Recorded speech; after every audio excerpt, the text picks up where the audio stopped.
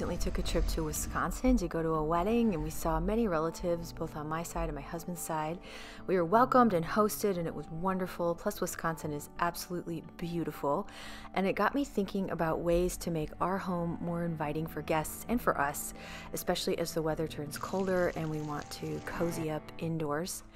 Today I'm going to take you along as I add some warm colors and cozy textures, warm lighting, and some natural elements into our home to make it more inviting for fall. Plus, I take a trip to one of the first stores to do high-low designer collabs to check out a new brand collection that just dropped. We got to spend some time at the Shrine of Our Lady of Guadalupe in La Crosse, Wisconsin.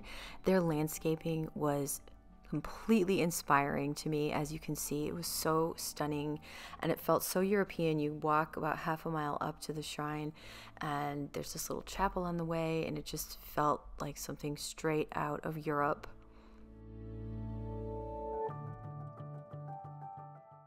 I took a lot of pictures because I really liked the flowers and foliage that they had, and I'm going to try to recreate some of this back at home next spring when planting starts up again. But it was really inspiring, and the colors were so bright, and then they had the fall pumpkins kind of mixed in. It kind of made me feel like I was in the land of Oz. It was so bright and beautiful.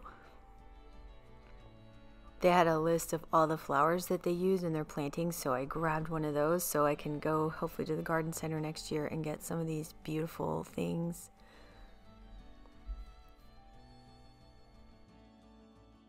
We got to hike right up to Lake Michigan. I haven't seen Lake Michigan in years. I used to spend every summer there as a kid. You know, we'd just go at least for a weekend, and it was so fun to show my kids my ocean that I grew up near.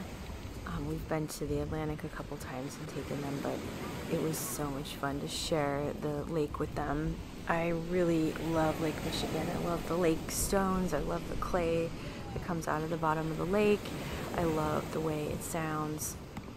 The fall color in Wisconsin was already coming in, whereas back in Kentucky we were still in summer. It was really fun to just look out the window at all the gorgeous colors. When we got home, our trees had started to turn, and I was inspired to bring some of that inside.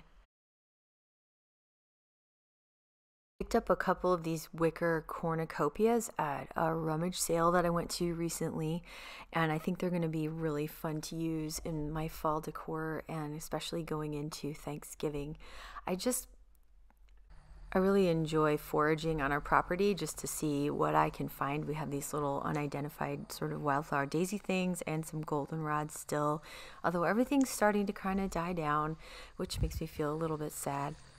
If you just stumbled across my channel, my name is Kathleen. I live in a fixer-upper farmhouse with my husband and our 5 kids.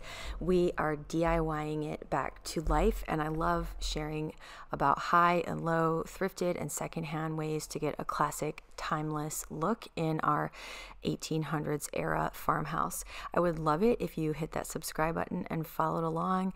And as we have a really fun community here, we chat about decor and work on making beautiful backdrop for our lives in our homes. Foraging is a great way, free way to get some really beautiful things into the house. I love these yellow and green leaves on these little wild daisies. Just adds so much warmth. I do find no matter what time of year, there's usually something interesting in the yard I can bring in to organic up the room. Of course, once I was in the living room, I got inspired. I did switch out the harp on this lamp. Thank you so much to everyone who suggested that. Little backstory, this is a lamp that we recently got from a neighbor, and I'm trying to decide if it's really hideous or if it's really kind of just fabulous. So I did switch out the harp. The harp was way too big, and so you could see the neck of the lamp, which made it look extra ugly. And the shade is interesting too. I actually realized I could take those poofy things off really easily. They're just sort of paper that's stapled on, and I could make it into a fabric pleated shade. But first I took off this harp, which was really easy. I was very intimidated to take it off. I thought it was going to be really difficult, but watch, it couldn't be easier. Swapped it out with a smaller one that I borrowed from another lamp, which now I have a problem with that lamp, but that's okay. I will make over that one soon. And once that was on, the shade fitted so much better. You can't see the switch and the neck anymore. I think I might take that poofy stuff off and make it a pleated shade though, but I'm liking a lot better. Remember this corner where I thought the yellow was the wrong shade on that round skirted table? Well, I changed the cloth. This chair and this color just weren't right for the room, and I wanted something warmer for fall. So I found these curtains that I've had, and I decided to just use them as a cloth on my skirted table. And I also swapped out the chair for one that's been up in my bedroom. It's not really the right size, but it's close enough. It's what I've got, and so it's going to work for now, and I'm going to keep trying to make this corner better. It's all about doing little things incrementally and playing around, and one of my favorite things to do is move furniture around. It's free and easy, and it can change things up so fast. Fall is a great time to have throw blankets and put them everywhere so you can cozy up when you need to. And I decided to put, actually this is a red velvet curtain. I'm going to hem up the end though so it can work as a throw, and I'm going to put this on the back of my couch. I love this look of having a blanket along the full back of a couch and having it tucked in under the cushions. It's an idea I got from looking at a lot of English country style houses, and so this was long enough and it brings in some warmth, and it also covers up the sofa a little bit. The sofa desperately needs to be slip covered, but that is definitely a job for another day. So hopefully we're going to limp through this season, and I'm hoping to get to it in the spring. I would love to have a set of slip covers for the fall winter and one for the spring summer. My friend growing up, her mom had these beautiful white flowered slip covers for this spring and summer, and then in fall winter she'd take them off and she had this warm plaid couch and chair, and I thought it was just the coolest thing ever. I would love to do something like that, because when you have a warm room, it's so great in the fall, and I love warm colors and rich textures like this velvety curtain, or it's a blanket. Okay, everyone agree with me, it's a blanket. But in the summertime, that can make a room feel like too hot, and it's nice to be able to change out for the seasons, and that's something that I really want to work on this year. But for now, I am making my room cozier with this velveteen blanket over the back of the couch. I added some pillows that I had put away in the spring because they felt too warm, but I think they're perfect for right now with these rust colors. So just added those in the corners to cozy it up a little bit for fall. We have a lot of these crocheted Afghans that I have collected from thrift shops over the years, and I think, first of all, they're a great thing that you can find secondhand really easily, at least in America, and they are just the best and coziest, and they kind of add some of that granny chic, I think. Another place I wanted to add more coziness for fall was our bedroom. I love this gold and brown color coverlets just for the fall, and I added this gray fuzzy blanket. I've used this 2 years now, and something about the brown and the gray and the gold all together is just very fall and cozy. And I put some more of those pillows that I had. And I guess I do really like to chop pillows. I find it really fun to chop them down the middle. I don't know, you don't have to, but it's fun. It's fun to style your pillows, I think.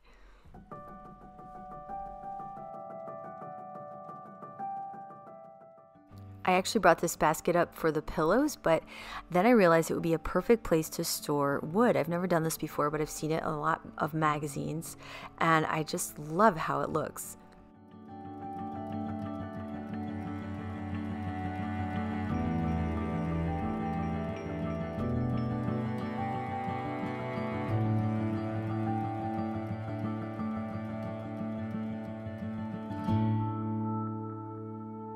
I've been trying to make my front entranceway more inviting by planting moss in between all these stones so it's not just hard dirt.